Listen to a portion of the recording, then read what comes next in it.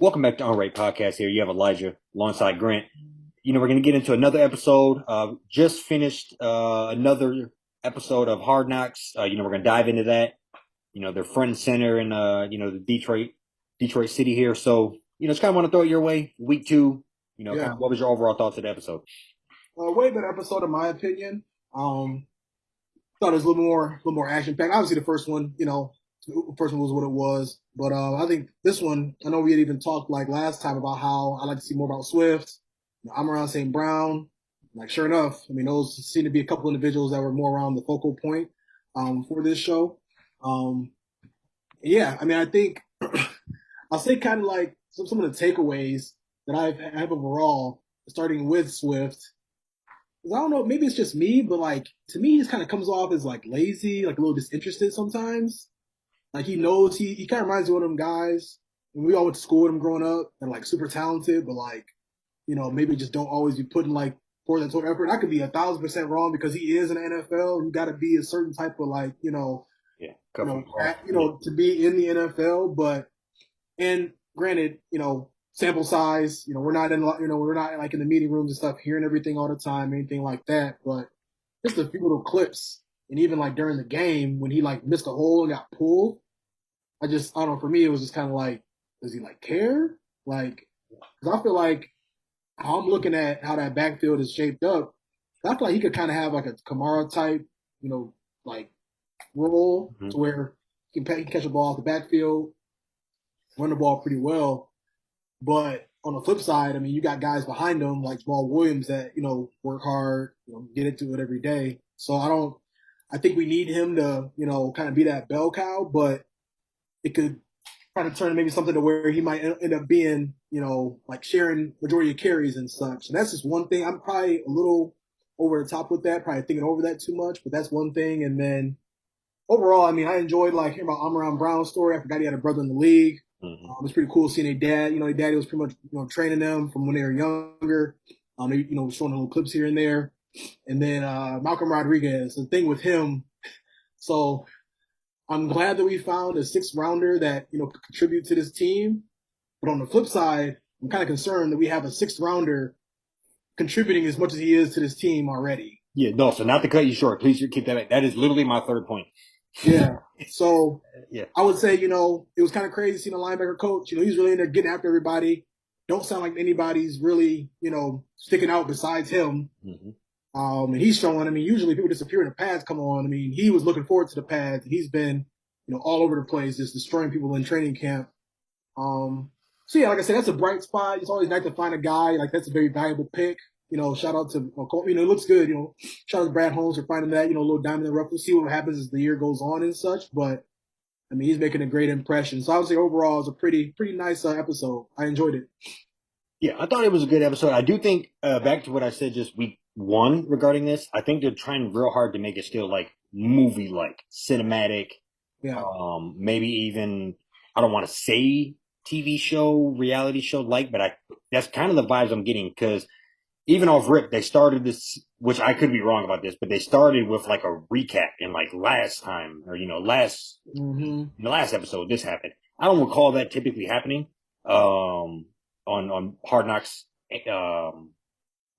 But I could be wrong about that. But so that's kind of interesting to me. So that's kind of my first point, just how they're generally just shooting this time around. And Yeah. I feel like it's interesting in general. But other than that, I'm just gonna kind of mimic some of the points you made. St. Brown, it was great seeing his dad, and I knew none of that before. I think they said he was Mm-hmm. a two-time Mr. Olympian. He was jacked. They showed him. He obviously got those. St. Brown is jacked for that matter too. They showed him on a jug machine, so clearly Yeah. they're doing something right. And the one thing, just kind of say, just a side point, I didn't, being a KD fan here, I didn't like that he said that. But that's a whole That's another point. strange. And Out of nowhere. yeah, no, I mean, I got into a discussion with that, with my PT wife about whether that would actually make a difference or not. But, and I guess what he's saying is his sons won't get hurt, knock on wood. But I guess that's kind of what he's technically alluding to, Mm-hmm. is that, the workouts protect the body. and so he has them on a certain type of workout to prevent certain type of injuries, I guess. Right. But in general, that's a good lineage to come from. I also forgot that he had a brother in the league. And then, I'm just going to go on over to the Rodrigo, as they like to call him, or Rodriguez. That's a guy that I think for him to be, we obviously were knee deep, waist deep in the NFL draft, in Lions NFL draft in particular. But that was a guy that always have kind of had a buzz around his name since we Hmm. got him. I think was he the Pac-12 Defense Player of the Year? No, Or wherever he was from. He he was, played at Oklahoma State, and they had like a yeah. top five defense last year. Well, I know he won. He did with some type of award. He was in the running at least. I remember something. That's just one of the Yeah, first things I read about him. like the Yeah, linebacker war or yeah, something. yep. Yep. And what you read is very consistent across the board. He likes to hit, and that's what I was reading when we first. I didn't hear about him until we drafted him, but that's what I was hearing when we first drafted him. He likes to hit. He likes to hit. He likes contact. Um, back to week one, they were talking about how you don't hear the pop of the players anymore because they got the foam stuff on their helmets. But I would say there was one particular play where he met the blocker in the hole, Yeah. and I was literally texting and looked up and heard that and thought I was watching a real game. Yeah. That was a collision, and so There's he, one too where they showed like multiple times, like yeah, from like the yeah, little thing, the that's the tent one I'm or talking about. whatever. Yeah, yeah, Yep. they're showing it from like the guy in the stand, Yep. whatever that's called. Hmm. But no, that play in particular, that you know that can get you a spot on a team. That's Yeah. I know they don't like wedge busting that much anymore or whatever, but that's something. There's always going to be a guy who can just run with reckless abandonment and no regard for his own self. Um, those type of guys have a spot in the NFL. Yeah. And a couple other things, if you're going to be out there as much as it looks like he may be, maybe they were just using him to put fire in everybody else's ass. But it is pretty alarming in general. What I mean, like Alex Malzone or whatever, he was the like probably the best linebacker last year on the squad. Yeah. I don't, I can't, I They're don't playing. I remember seeing him in the background of a few plays. I don't remember seeing him on the field in Yeah. any of the so far this in the Hard Knocks. So that's kind of alarming in itself that a guy that was a 6th round pick, unless he's just a complete diamond in the rough. I don't know if we would need him to be a key contributor. Yeah. You would think maybe if he can get in rotationally, that would be about on par. But if Right. so it's kind of interesting. And then just to throw it out there, a couple other things. Kirby Joseph, he didn't get much play. That's 4th round, 3rd round pick we had from Illinois, the safety. Yep. I don't recall seeing him too much playing time or too much TV time on Hard Knocks, but he looked good in the preseason game. Hmm. I read that he had 43 snaps at safety, exactly split it 50-50 with another guy. Um, and he looks good. I actually read an article about him today, and I didn't even know he went into Illinois as a receiver, and they moved Oh him. wow. I didn't So know that either. yeah, so I think that's kind of interesting. I'm still very high on him. That was a guy that we both talked about as like a guy we should try to highlight and get for the draft, and we end up getting him, and now he seemed to be coming to full circle on that. So that's a good thing. And then just the wide receiver room. I think those guys watching at least the way they filmed it, it looked like they were running up and down on the field on the defense. Hmm. And Yeah. with those wide receivers, being like the focal point of that. St. Brown looks good, ready to see what he can do another year. Funchess, Michigan man, he's had his moments in the NFL. He's big. We threw him a back shoulder end zone throw in the preseason Yeah. game. He can do that all day. We've been watching him do that for since he was 18.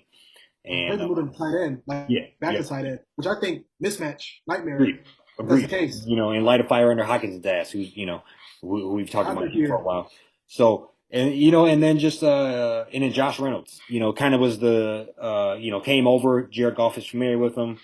Had a good 5-7 game run with us last year, and Hmm. just kind of I forgot about him to be honest. And Yeah. so they called him the Serpent or whatever in the thing, but I kind of had more or less forgot about him and what he could contribute. So I am excited to see if the offense is that looking that good, or is the defense kind of going to have me on Yeah. No, off. on edge. I'm with you, man. I'm definitely concerned about the defense. Like I said, I know it's early. It is early, right? But like, I mean, you just start to see some of the things you always just see in the past. With that preseason game, winning by 3. Fourth down and 9, let the quarterback run around, throw a touchdown. It's so that, like I said, it's very early. Obviously, probably has some guys that might not, most likely won't be on the team. Kind of out there running around a little bit here and there. But I just, for me, and sometimes it's just like, scheme, like what's kind of going on there. I'm trying not to like be so like concerned about it so early on. I mean, it's still a month into the first game, but I am just like, all right, like last year pass rush was an issue. Now we're starting to see, guys getting called out in the linebacker room, about a sixth rounder. Like, it. I think the secondary will probably be our strongest point or our strongest part of our defense, and there's still a lot of question marks there. I mean, I read an article, not an article, a tweet today that Okuda's just getting cooked by everybody. So like, you just gotta hope that they're gonna be making some changes, some adjustments, as things kind of get closer and closer. And yeah, I mean, I guess we'll kind of see what happens there as far as that. And I think just to kind of even touch on the receiving room more. I mean, I can't emphasize how excited I am about Amon-Ra St. Brown. I already see like a lot of like Golden Tate in him. And I was kind of just looking at some stuff online, and I totally forgot that he like was in the backfield for a couple plays last year and ran like a 30, 40-yard touchdown on one of the plays. He That's true. Now, I might be getting a little ahead of myself. I'll be interested to see how they use him because I kind of see a little bit of like Deebo Samuel in him. You know, 5'11", 210, 215, just short, compact, can obviously can catch passes. Obviously shows he's versatile to catch a sweep or get into the backfield here and there. Right. And I don't foresee. I mean, I do think our plan going forward is to have like Swift and Williams kind of just carrying that load, but injuries always happen like they did last year. And if you got a player that good that can, be that dangerous from that part of the field, why not use them? But I mean, just like he's the short, stocky, can like feel like they can move like Yeah. all over No, the I mean, place. I wouldn't be shocked. I mean, Yeah, arguably our best offensive player. So yeah, you got to find a way to get the ball in his hands as frequently as possible in yeah. The different quietest, scenarios. And also, you don't want people to be able to key in on him, for lack right? of a better term. You want Move at them least a around, bare minimum, you want to move him around, slot, left deploy. side, right side, Yep. rotate, keep him in motion, those type of things. But also, yeah, like you said, if he's good with the ball in his hands. So Mm-hmm. just find a way to make that happen as frequently as possible. That's why yeah, I'm not mad. I wouldn't be mad at that. Yeah. But I think I too. It's also like think he may be not that Debo isn't, but he is a pure receiver in the sense of I think if you just go, he can't go out there and line up and just you know oh yeah, if 100%. he went out there and just lined up and didn't have any carries at all and just catches, he easily could still Mm-hmm. pass, 80 balls, 1,400 yards, something like that, Oh yeah, and 'cause he can somewhere in still. I that mean, him neighborhood. being as physical as he is, Hmm. you get him one on one with a corner. They got to kind of make a decision. What I'm saying? Just like the way he runs, and just kind of seeing. And that's why I'm in college a little bit. Stuff he was able to do. They didn't have like a backfield or anything, but like he's basically. I mean, to me, he looks like a running back that's with good hands. Like Right. so that's kind of the route he went. Agreed. So So I guess we didn't talk about this, but just I kind of went there. So we talked about Swift potentially being, the workhorse, yeah, give it to him day in and day out. So I watch, not the we both watch other podcasts regarding local Michigan sports here, and I see some people potentially very high on him. I guess I just want to know, like, obviously he's good, but yeah, is this year? Would you say it is a form of a make it break it year where you've showed flashes, but now we're entering third year, yeah. banged up. Can we have, I guess, is it a make it or break it type of year, or what needs to happen for you to say we don't need to get another guy in this room? What? Yeah, I mean, I mean, no, from him, I need to just look up his stats. Not that Yes. it's always a numbers thing, but I go think ahead. he had 600 rushing yards last year, five something the year before. Okay. But I do think Yeah. he had I think I read somewhere he had 1,000 line of scrimmage yards. Okay. So yeah, I mean you're looking right there, second round pick. He's got 1,200 yards, 13 touchdowns in 2 seasons. over 100 catches. I mean, he's probably got overall. I was looking into his stats a little more. Yeah, I mean, I think what I'm looking at for him, I would say what I'd be, I guess, like happy about would be like, I do think he's one of them, like, as he goes, we go. You know what I'm saying? Like, we already have a quarterback that, I mean, Jared Goff is who he is. Um, but like, we need Swift to be able to, kind of put the team on his back, here and there, and just really being like take over a game. Like I said, I see that Kamara type skill set in him. I mean, we've seen flashes and stuff here and there, but no, I do feel like it's kind of like a make or break, year. I mean, because like with a running back, I mean, you start seeing guys get banged up, it's like, oh well, Yeah, you might be done then. I mean, the expectancy for an NFL player period is like 4 years in the NFL. Now, running backs, I mean, we already seen we tried to draft so many running backs the last 10, 15 years. agreed. I mean, I think we had Kerryon Johnson for 3 years, and it was pretty much a wrap after that. I mean, there's just not really a lot of patience for that position. So yeah, it is do or die for him this year, I would say. Yeah, no, I agree with that, and that's kind of what I was thinking. Is it's you so you can have those type of you can do the running backs where you have a couple of guys, and Right. but that's how you have to kind of build your team. And I don't think we're looking for that. I think we want him to be the guy, Yeah. and like if every down back, 20, 25 carries, or Mhm. 17 to 25 carries, or somewhere in that ballpark a game, and just give it to him. And I Yeah. don't know if typically, like, I mean, you just said it, but typically by now the run, like, going into your third year for a running back, that's usually probably like, you've already had your best years behind you. If you are, like, Ezekiel's best year was his first year. Hmm. Todd Gurley's best year is his first year. These guys, I think Lacy too, all of them guys that have came and gone, that have had a good little couple year run. Typically speaking, they're out the gates hot, and they're already ran into the ground by year three, and we can't seem to get him out the gates. Yeah. But That's I mean, there's flashes where he looks good, but it is one of those things where, like you said, injuries and all that stuff. Maybe it just, it might not just work. hmm Yeah, I'm just kind of, looking a little closer into his stats. I mean, he only, like last year, he didn't even he barely cracked, no, he didn't crack 900 total yards. Had 8 touchdowns. I mean, that could always kind of be an inflated stat, getting a lot of carries at the goal line. I'm not, I think he's a dog. I do think he can, definitely be something. Um, how his numbers look, like I said, that's why I kind of got that Kamara type, comparison for him. Because I don't, maybe they don't think he can, carry it 20, 25 times. Maybe that'll be more Jamal Williams, like doing that heavy lifting. I don't know. Yeah, But I do feel like I'd like for Swift to be on the field more than Jamal Williams. I mean, I think Jamal Williams is a good, great player, like a team guy, glue guy, but he's just so much more limited in his abilities than Swift is. So yeah, we'll see with that, man. Because I think, I mean, that's like I said, that's already a position that people kind of can like. It's like, all right, I'll just go get this guy, replace this guy. You know what I'm saying? Like he could literally could be a rat next year for him, just kind of depending on how this year goes. But I'd love to see him, 1,000 yards, 13. Give me like 1,200 all purpose, 1,300 all purpose. yeah, no, It's, and I mean, and look at it from this point of view. I mean, we cannot fail at the running back when the offensive line is, if the offensive line is what they're supposed to be, which is very, top yeah, tier.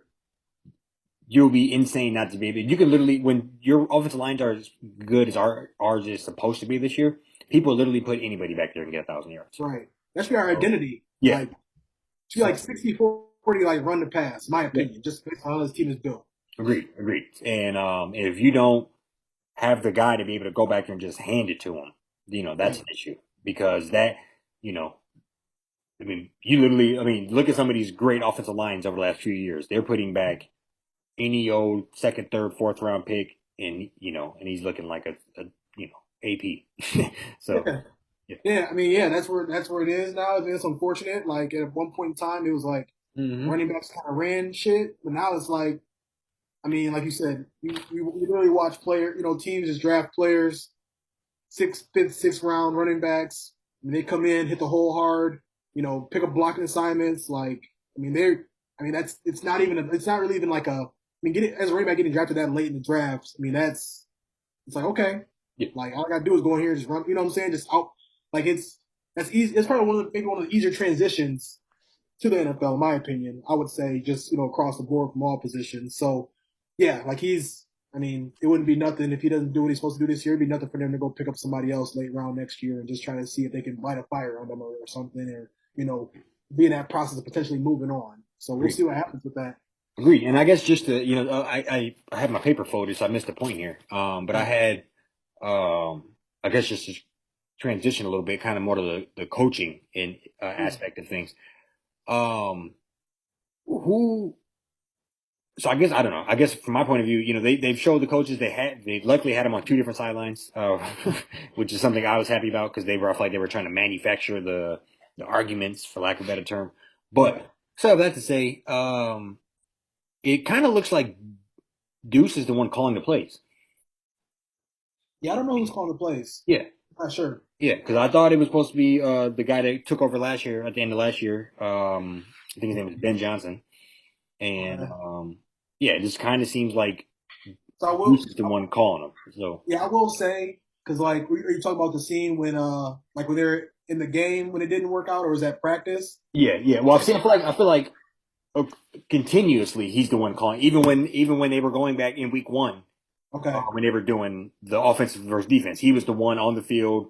I feel like calling out the plays, Sometimes offensive coordinators they'll like phone it in. they'll kind of be sitting somewhere they can see everything, but you could very well be right. I mean, I did see him like looking at a play like marking it down. You know what I'm saying? Like I feel like what I saw from was more of like, all right, this play sucked. Let's mark it so that we need to go look at the film on it.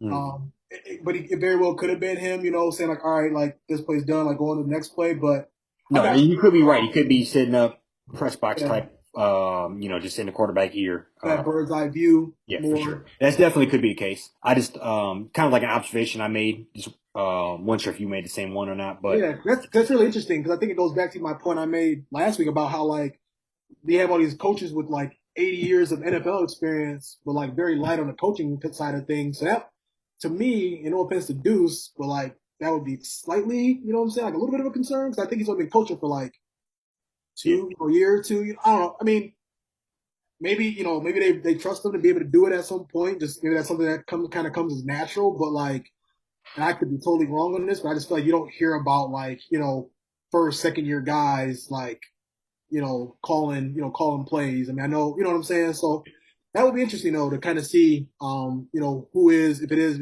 indeed Ben Johnson. That's something I want to be able to look up and just kind of understand more of. yeah, no, for sure.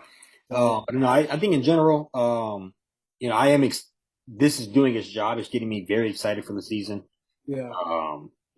Hutch he had a couple great plays in his little sample size that we did see. It's so hard, man. Yeah, we've seen everything I needed to see practically. So it's just exciting to see that and what he could potentially become as the anchor of the defense. We just talked about the D line being one of the weaker points, but hopefully he is what the bright spot of that that unit. And, I mean he just looks like the second round pick or second overall pick. Yeah, he had like a tackle for loss, or he had two tackles, a tackle for loss, and he also forced a holding call. Mm-hmm. I mean, that was in 12 plays. Yeah, yep. So, in a couple series or two. And one thing I wanted to bring up, David Blau in that huddle. Also, first of all, I'll say I won't get on here and just completely knock my man. That's gotta be a horrible feeling, right? Of course, gotta be a horrible feeling. But no, I thought it was awesome. They showed that his wife, won second place in the Olympics. It was like earlier last year. Yeah. Just kind of talk about their story a little bit and everything. But I'm like, they don't get much more. And I promise you, you and I both trying to be more optimistic about the Lions season. They don't get more Detroit Lions than hearing him in the huddle, stressing ball security. We're doing it for the city, and he goes out there and fumbles. But that's just, I mean, that, Yeah, that's no, you 100%. You got the lead, fumble the ball on your own side of the field, give up a score, get the ball back, can't even tie the game. Like, that's just textbook. No, 100%. No, that was pretty demoralizing in general. And I think I don't know. I'm gonna say two things. So I guess for throw him, a little bit of a lifeline or whatever. I could see and literally feel like how bad he felt. Like Yeah, when he was laying there and once he seen he lost the fumble and he gripped his own face mask like on the ground. Like I know, like slam the I could, helmet. you know what I mean? I knew that feeling that he had was just like, oh my God, like Absolutely. I'm probably about to get cut. Like that was, so that's one of those things where I can only imagine how that really made him feel. But I seen the stress and where he gripped that face mask. You couldn't even see his face. So no, I feel for him. But no, that is, you are not lying. To sit there and say, a couple more runs, ball security, this and that, and then you go Butterfinger it the very next play, and Like, and then lose on like a 40-yard, 50-yard bomb, and that is the Lions way. because I thought the whole world got to kind of like experience what we experience on On a Sundays every week to year. week, yeah, yeah, That's literally in a nutshell. Like it, I don't. We won't get too much into it today, but I don't know if we cursed or what is, but like that, you know what I'm saying? Like maybe stuff like that where it's like, man, like got the dub, in the bag. yeah, You want to sit here and maybe like, and it's just preseason, so like who really cares, right? But it's also like, maybe it should have been under center.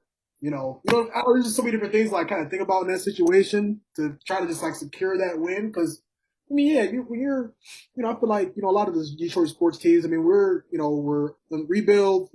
Haven't been very good in the last few years. Like everything for us is so much more important, regardless of what it is, because of like where we're trying to go. So like, having that win, that would have been great for the coaching staff. Just kind of be like, okay, like new yeah, year, beat the Falcons in like great fashion. But now it's like, all right, like let's go to next week and try to finish the game now. You know what I'm saying? Now it's always like, yeah. You're almost behind the like, eight ball at that point. yeah, like back to the And like, drawing and board. that's kind of what I said in week one, just regarding the coach, that this only really works. This mentality only works if you are seeing results. Right. If you're not seeing results, down ups and hitting in practice ain't working. Yeah. If you're not seeing results, saying three butt cheeks and a toenail, that just don't hit the same no more. So Yeah. I think I agree with you on those points, and it's just one of those. You know, you're right. It was kind of a snapshot into what happens on a week to week basis, where you're Mm-hmm. feeling good, you're riding high, you got the win in the bag. It is preseason, so it doesn't mean all that much, but it's the mentality of how you lose. Yeah. Sloppy fumble, bad execution on defense, Little things. seemed off guard that they would even go for it on fourth. Yeah. Back to the coaching potentially. It just seems so. And then also, yeah, it is just preseason, so we all don't got our ones out there for all that long. I get that, but yeah, then we get into the depths of the team. If your twos and threes are that better than other people's twos and threes, that's going to still reflect the team. And there's injuries hit, it's a wrap. Yep, as soon as injuries hit, things of that nature. Not getting a proper look in practice. Yep, exactly. Yeah. So yeah, no, it does really matter when that backup safety is just lazy and gets burned on that play. The one thing you can't let him do, and that guy could potentially be a key contributor if somebody goes down or if the dice fall a certain way this season, and that's who you're relying on your back end, a leaky Mm-hmm. spout. So I just think a couple of the writings on the wall, but I'm not ready to throw it away completely yet. But Yeah. some smaller writings on the wall. But I am very eager to go ahead and see next week's episode. Just kind of Mm-hmm. lay it out a little more. Yeah. Like I said, I'm glad that they, obviously Hutch has kind of been focal point because second overall picks, that's expected. But I just love that we got to see more Swift. I'm around St. Brown. I mean, that's coming one of my like favorites. I mean, even and I forgot to bring this up earlier, but knowing all the players drafted before him, Mm-hmm. I mean, just rattling them off. Yeah, doing that like Brady style. Yeah, not gonna lie, there's some dogs scratching in front of him. But like, I mean, just the fact that he just understands that and he knows that. I mean, I'm looking. He probably had the quietest like 90 catches and 950 yards and like 6 touchdowns I've ever seen. Like, so and he was kind of coming on more later into the year. So I'm just excited to kind of see him come off the gate and just see how productive he can be. That receiving room as a whole, like I said, looks pretty good. Don't even have JMO yet. So yeah, all overall solid episode. I'm glad. I'd like to see what they highlighted, and like you said, I'm just excited to see what's going to be coming up in the, next week. Yeah, no, I agree. It's a good one. I think they're showing the city well as well. Yeah. Yes. A good light. That's nothing that we can what's the word I'm looking for? That's something that I feel good about. You know, they showing the city in Yeah. good light, showing a lot of good sights. Because we just don't see Detroit in the spotlight very often. Agreed. So, So in general, a little song at the beginning was kind of weird, but that's a whole another point. But no, I'm looking forward to episode 3 though, and the season. You know, not too far away at all. okay, yeah, I'm right there with you. I mean, I think, just trying to be patient, stay optimistic. I think overall, just kind of put a button on it. For me, and you already said it a couple different times, like it just translates into winning. All the other little stuff. I mean, it's hard for me to kind of get excited and be laughing about some of the stuff that's being said by Campbell. But it's like, all right, like, hopefully we can kind of put, some of all this, talk into action and start winning some football games this year. Yeah, no, I agree, and I think you can see them putting an overemphasis on culture.